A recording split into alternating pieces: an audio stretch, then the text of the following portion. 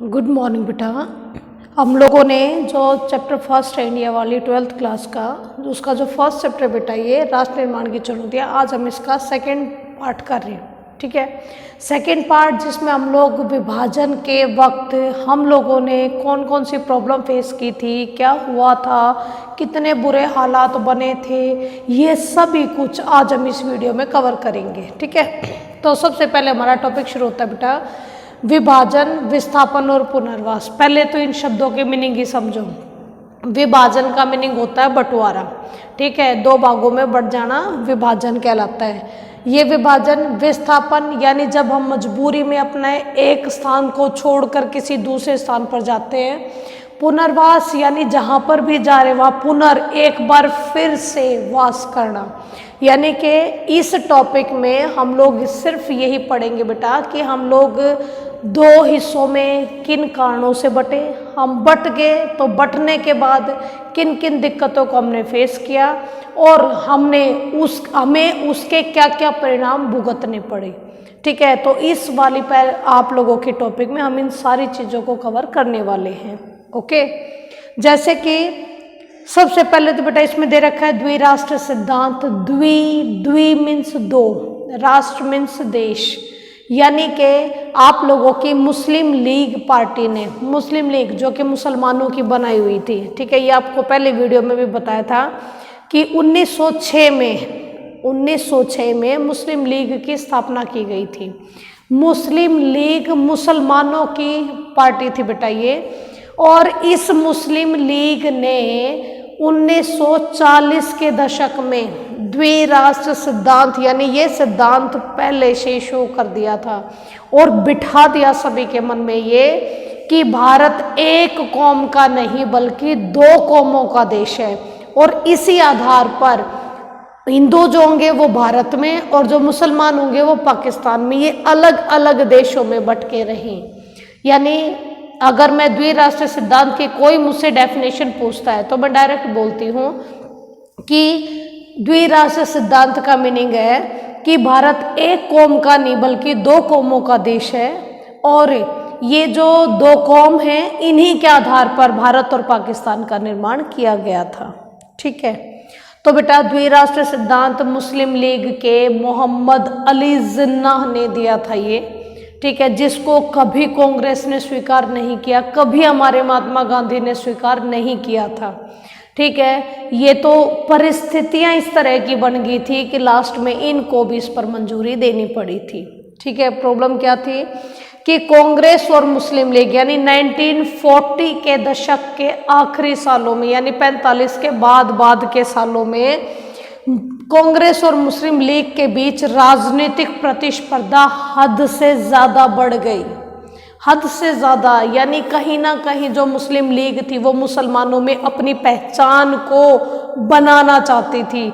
अपनी पहचान के आधार पर उन क्षेत्रों में जिसमें मुसलमान बहुसंख्या में रहते थे उन पर अपनी पकड़ रखना चाहती थी। ठीक है, और कांग्रेस पूरे भारत को एक ही राष्ट्र मानते हुए सभी इलाकों में इसका बोलबाला तो पहले से ही था। ठीक है, तो प्रतिस्पर्धा हद से ज़्यादा बढ़ गई 40 के दशक के लास्ट में और ब्रिटिश शासन की भूमिका रोज आए दिन कंटिन्यू बहुत ज़्यादा बढ़ती चली गई। ब्रिटिश जो शासन है बेटा, क्योंकि कहीं ना कहीं अंग्रेज बेशक हमें छोड़ के जा रहे थे लेकिन उनका कहना यही था कि अगर हम भारत को छोड़ के जा रहे हैं तो हम भारत को एक सुव्यवस्थित शासन व्यवस्था देके जाना चाहते ताकि हमारे जाने के बाद किसी भी तरह की दिक्कत भारतीयों को फेस ना करनी पड़े।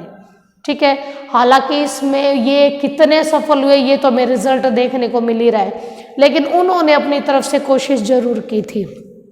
अब बेटा कि हमारे इस विभाजन की प्रक्रिया की शुरुआत कैसे हुई।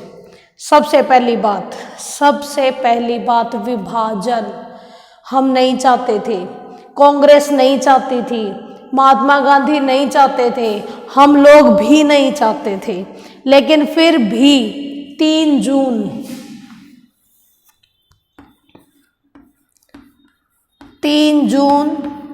1947 इस दिन हमारे देश के उस वक्त के एक अंग्रेज वायसराय लॉर्ड माउंटबेटन ने इस लॉर्ड माउंटबेटन ने कह दिया था कि हम भारत को आज़ादी देंगे, भारत को आज़ादी देंगे, लेकिन विभाजन के साथ।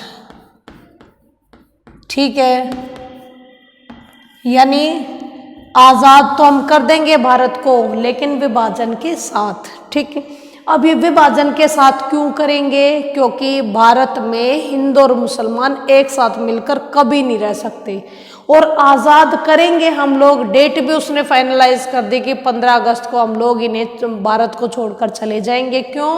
क्योंकि इनके स्टीमरों की जो डेट्स थी वो 15 अगस्त की थी। ठीक है, इसलिए इन्होंने डिक्लेयर कर दिया था हमें कि हम पूरी तरीके से भारत को 15 अगस्त को आज़ाद करके चले जाएंगे। ठीक है, तो 3 जून को तो ये उद्घोषणा कर दी, और महान महारथी ने एक नीति की घोषणा और करी, यानी 4 जून को, और वो नीति थी बेटा लैप्स ऑफ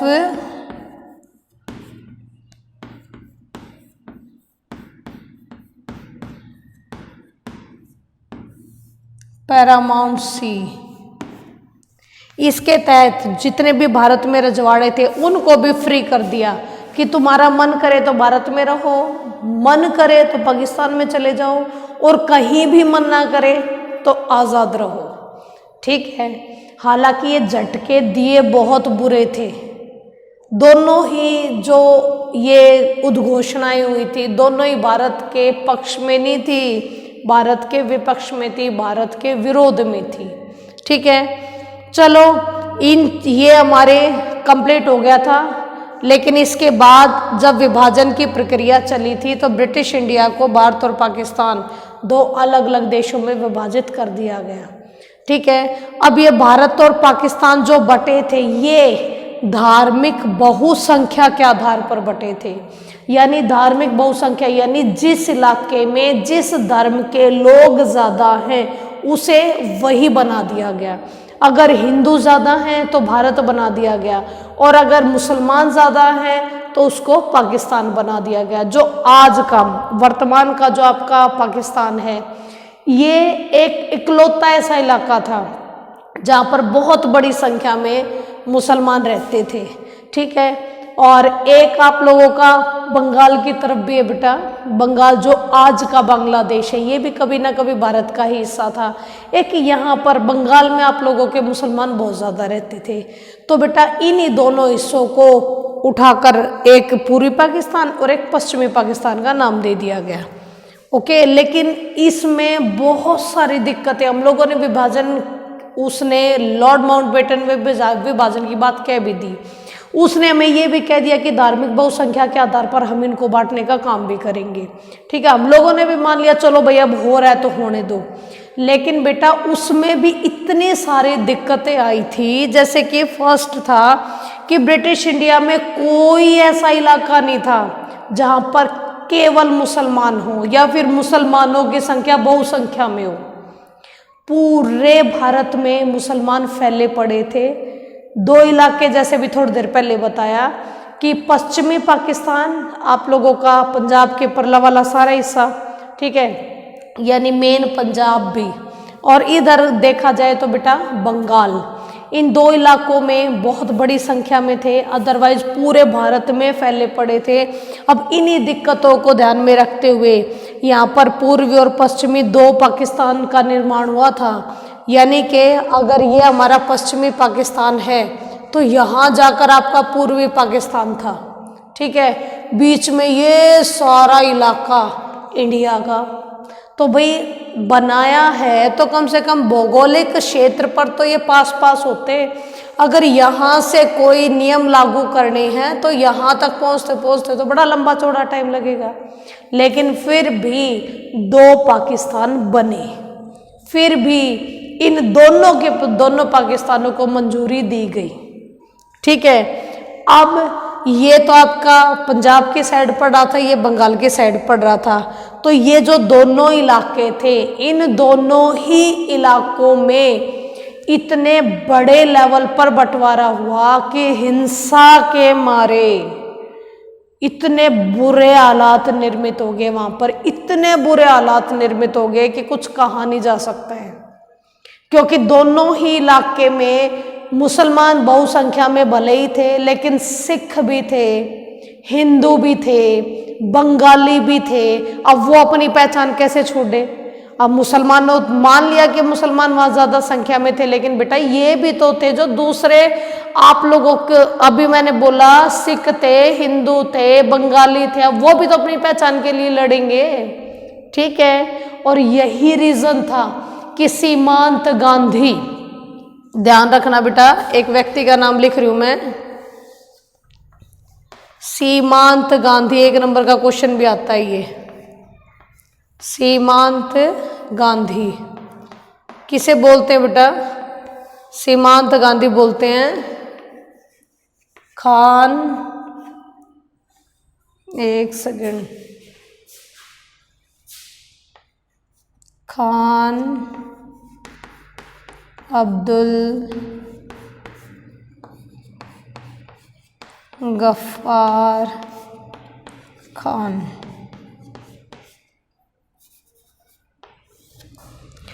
यानी कि जो सीमांत गांधी के नाम से जाने जाते थे, इन व्यक्तियों, इसने भी इसी वजह से विरोध किया था भारत और पाकिस्तान का विभाजन का।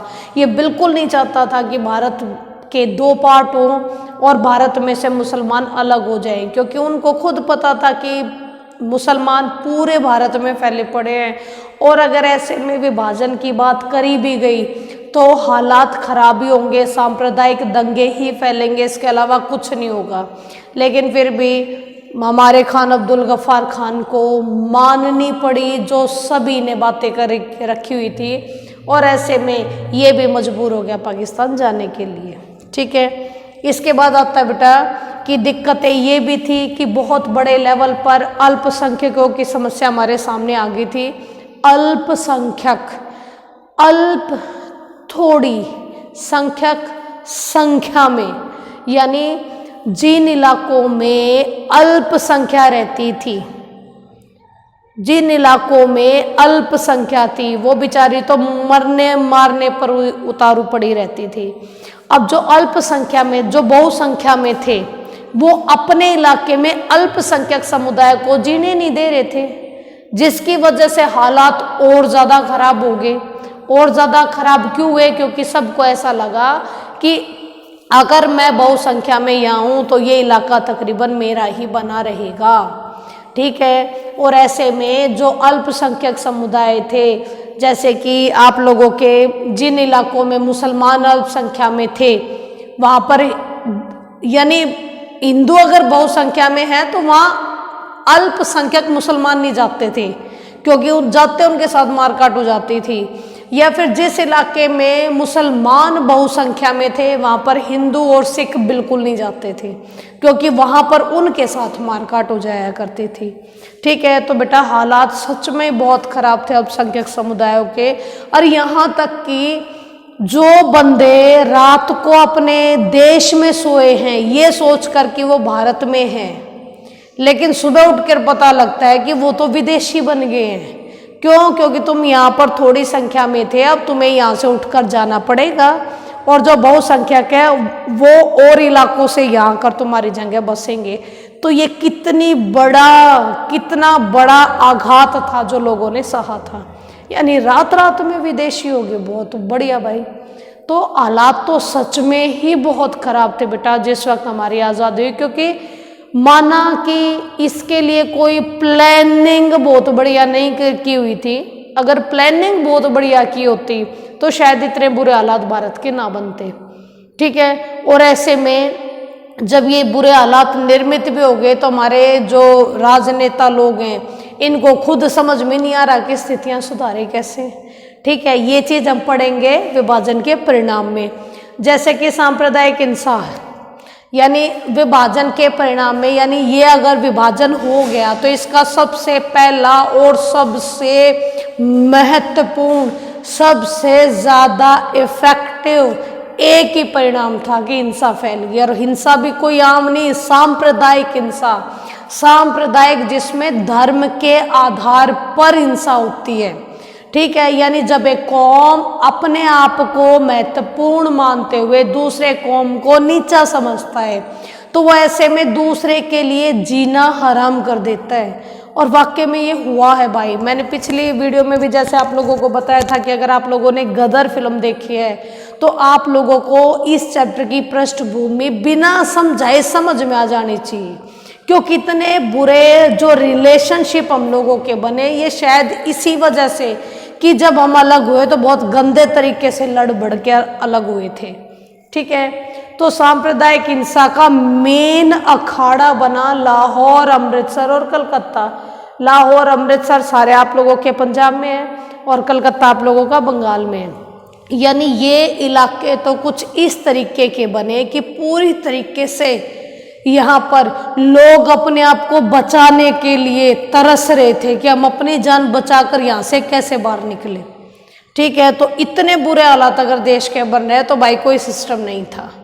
ठीक है, सभी के घर परिवार व संपत्ति छूट गई, सभी के छूट गए। अब लोग जब मजबूर होने लगे अपने घर संपत्ति को छोड़कर किसी दूसरे इलाके में जाने के लिए, तो पीछे तो उनका घर बार सब कुछ छूट गया। वो घर बार जिससे दादा परदादाओं के टाइम से वो बड़ा सजे कर और बढ़ा रहे थे और बढ़ा रहे थे, अब वो उठाकर तो जमीन और मकान को लेके जा सकते नहीं। अब उन्हें मजबूर होकर अपने वो सभी इलाके छोड़कर अलग अलग क्षेत्रों में जाकर बसना पड़ा, बसने के लिए मजबूर होना पड़ा। ठीक है, ऐसे में अब यहाँ से तो अपना घर बार छोड़ गए, लेकिन आगे जाकर जाएंगे कहाँ? अगर उनको भी इसी तरीके से छोड़ा हुआ कोई घर मिल गया तो बहुत बढ़िया बात है, लेकिन अगर छोड़ा हुआ घर नहीं मिलता तो बेटा वो शरणार्थी शिविरों में रहने के लिए मजबूर थे। महीनों नहीं, सालों तक भी ये शरणार्थी शिविरों में रहने के लिए मजबूर हुए थे। ठीक है, पुलिस व प्रशासन का रवैया बदल गया, यानी कल तक जो पुलिस इन सभी लोगों की हिफाजत करने का काम करती थी, आज वही पुलिस इनके खिलाफ खड़ी हो गई, वही इनको मार कूट के भगा रही है वहां से। तो भैया वाकई में भारत के हालात इतने बुरे हुए थे विभाजन के बाद। पैदल चलकर बहुत से लोग, अब भाई आसपास जो हैं आप लोगों के पाकिस्तान के वो तो निकल गए, लेकिन जो तमिलनाडु में, जो केरल में, जो कर्नाटक में, वो पैदल पैदल चलता हुआ आ रहा है। और वो कहाँ? पाकिस्तान पहुंच रहा है, पश्चिमी पाकिस्तान या पूर्वी पाकिस्तान। अब इतना लंबा चौड़ा अगर वो पैदल चल के जा रहा है तो आधे सारे तो ऐसे ही मर गए, बहुत सारों के बैल वेल ये रास्ते में मर गए। रहे कहे आप लोगों के जो लोग थे वो भूख प्यास से मर गए।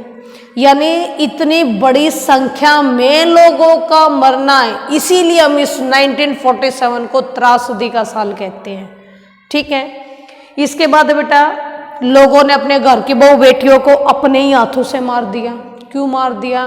क्योंकि जबरदस्ती दूसरे कौम की लड़कियों को अगवा किया जा रहा था, उनके साथ बलात्कार किया जा रहा था, उन्हें मारा जा रहा था। तो लोग अपनी इज्जत बचाते और क्या करते?